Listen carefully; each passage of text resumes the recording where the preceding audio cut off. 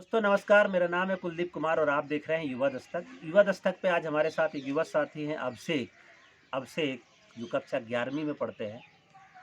School बहुत दूर है, आने जाने का साधन नहीं है। कई बार अभिषेक पैदल स्कूल जाते हैं तो 2-2 घंटे चूक जाते हैं। हालात ये हैं कि स्कूल की फ़ीस भर पाना मुश्किल होता है, तो अभिषेक मज़दूरी करते हैं ताकि फ़ीस कर पाएँ और स्कूल में जमा कर पाएँ ताकि पढ़ाई ना छूटे। क्योंकि कई बार स्कूल में फ़ीस जमा ना होने के कारण भी स्कूल से भगाने तक की नौबत आ जाती है, लेकिन अभिषेक अपनी पढ़ाई के लिए संघर्ष कर रहे हैं।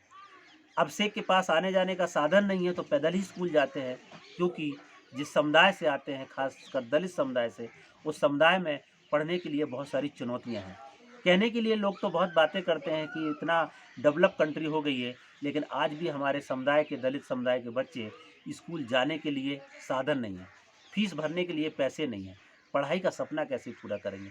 स्कॉलरशिप मिलती नहीं है, आर्थिक स्थिति के हालात इतने हैं, फैमिली का खर्चा चलाना मुश्किल होता है, पढ़ाई का खर्चा कैसे चलाएँ? लेकिन आज इन तमाम चुनौतियों के बावजूद भी अभिषेक ठानते हैं कि मुझे पढ़ना है, पैदल ही स्कूल चले जाते हैं, फीस नहीं होती है तो काम कर लेते हैं, मज़दूरी करके पैसा चुकाते हैं, लेकिन सपना है कि मुझे पढ़ लिख कर के कुछ बनना है और कुछ करके दिखाना है, क्योंकि युवाओं की आवाज़ को बुलंद करना है और हम जैसे युवा अगर कुछ नहीं करेंगे, तो हालात ये हैं कि हमारे तमाम युवा साथी पढ़ाई छोड़ कर के पलायन करके चले जाते हैं। लेकिन अभिषेक पढ़ाई कर रहे हैं, अभी 11वीं किया है, आगे पढ़ाई करके वो अपना सपना साकार करना चाहते हैं और आज युवा दस्तक पे हमारे साथ जुड़े हुए हैं। हमारे साथ बात करने के लिए युवा दस्तक पे अभिषेक का स्वागत है। अभिषेक अपना परिचय बताइए।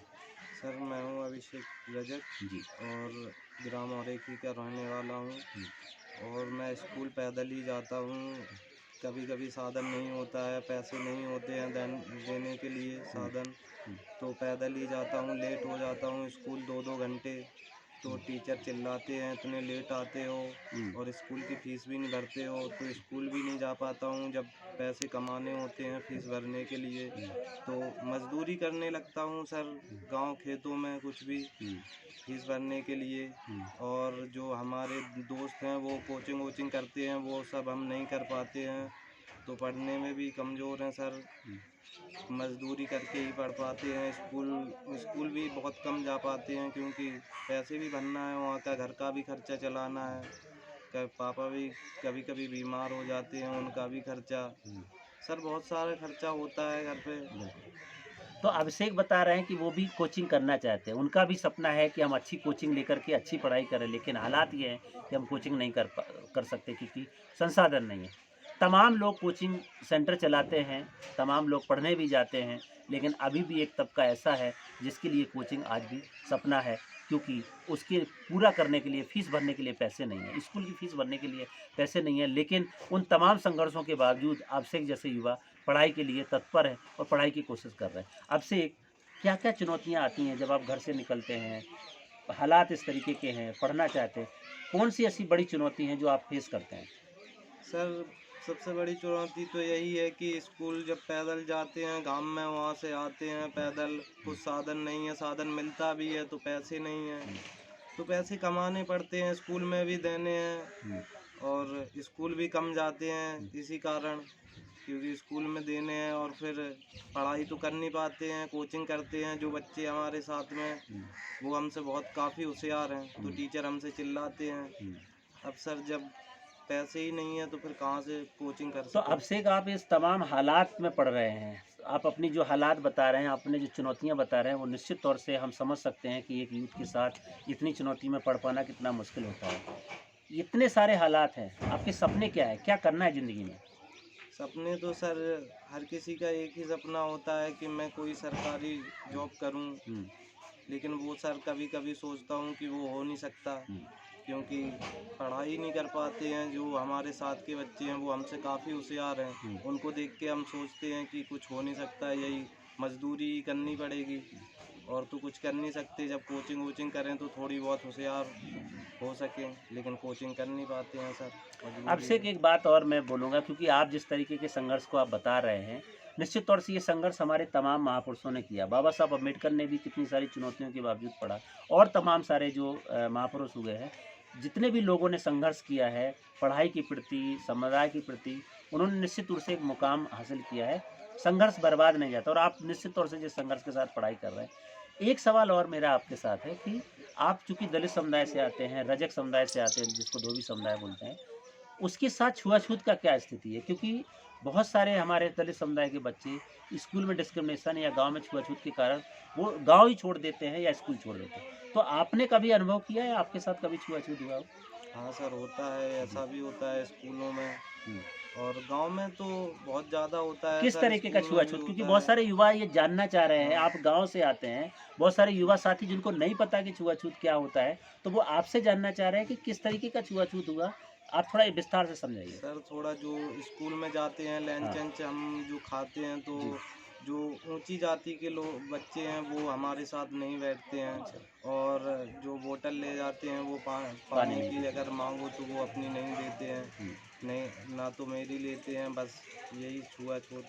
गाँव में किस तरीके का छुआ-छूत? गाँव में चूँकि आप एक पढ़ने वाले युवा हैं, गाँव में तमाम तरीके की सोच वाले अलग जाति के लोग रहते हैं, उनके बीच में आपसी में खान-पान या किस तरीके का छुआ-छूत होता है? नहीं सर, वो ऊंची जाति के कभी खान-पान नहीं करते नहीं हैं, करते। और आपको उनके कभी खाने साथ पे उनके बुलाया उन लोगों ने? नहीं, आपके साथ कभी खाए? नहीं, उनको भी बुलाते हैं, दोस्त हैं जो, हुँ, वो हमारे जैसे शादी होती है तो हुँ, उनको बुलाते हैं, वो आते तो हैं हुँ। लेकिन खाना नहीं खाते हैं। खाना नहीं खाते हैं। हुँ, किस वजह से?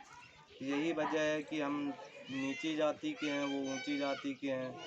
उनको ये पता नहीं सर ओके। क्या तो प्रॉब्लम है। अभिषेक बता रहे हैं कि गाँव में अभी भी उस तरीके के हालात हैं, दोस्त आते हैं, शादियों में निमंत्रण होता है, लेकिन खाना नहीं खाते हैं, क्योंकि दिमाग में ये बसा है, कि ये नीची जाति के हैं, हम ऊँची जाति के हैं।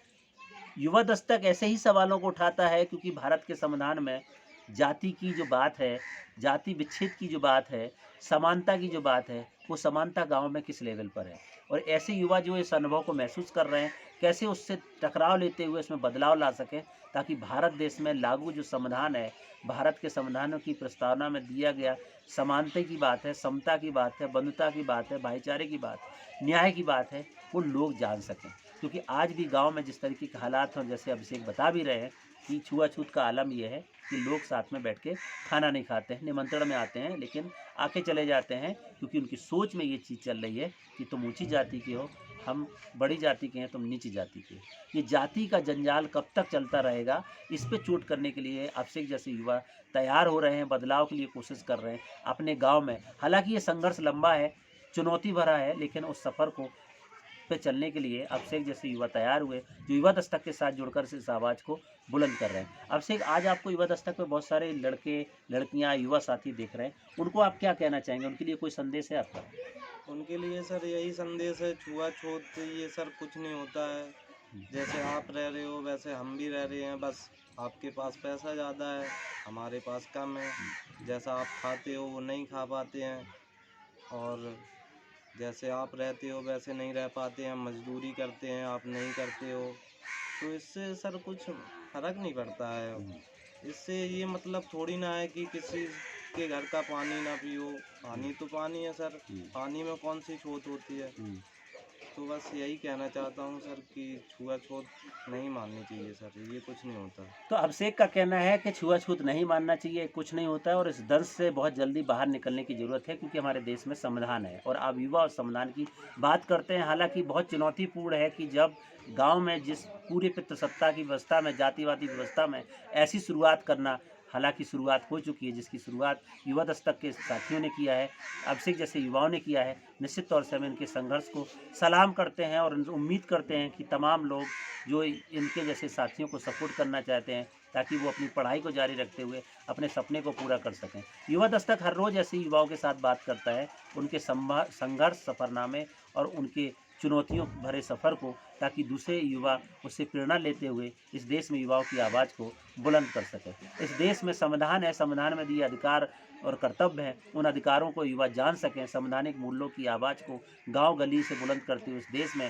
बुलंद किया जा सके, यही युवा दस्तक की कोशिश है और इसी कोशिश में हर दिन युवा दस्तक पे युवा साथी आके अपनी बात रखते हैं। उसी कड़ी में आज युवा दस्तक पे अभिषेक आए और उन्होंने अपनी बात रखी, इसके लिए अभिषेक का बहुत-बहुत धन्यवाद। उम्मीद करते हैं कि अभिषेक अपने सफ़रनामे में ज़रूर कामयाब होंगे, अपने सपने को ज़रूर पूरा करेंगे जो उनका सपना है। युवा दस्तक की शुभकामनाएँ हैं। युवा दस्तक हर रोज़ ऐसे युवाओं से आपकी मुलाकात कराता है। जो युवा अपने गांव में मिसाल बन रहे हैं, अपने गांव में एक हट के काम कर रहे हैं, अपने गांव में कुछ नए करने की कोशिश कर रहे हैं और सबके लिए प्रेरणा स्रोत बन रहे हैं। युवा दस्तक पे आज अभिषेक आए, उन्होंने अपनी बात रखी, लीजिए धन्यवाद। हम रोज़ ऐसे युवाओं के साथ बात करेंगे, चर्चा करेंगे उनके संघर्ष, उनके सफ़रनामे, उनके बदलाव के इस दौर को, उन चुनौती भरे सफ़र को, ताकि एक दूसरे से सीखते हुए युवा प्रेरणा ले सकें, उस देश में युवाओं की आवाज़ को बुलंद किया जा सके। आज की चर्चा में इतना ही, कल फिर मिलेंगे एक नए युवा साथी के साथ। तब तक के लिए नमस्कार, जय भीम, जय संविधान। देखते रहें युवा दस्तक।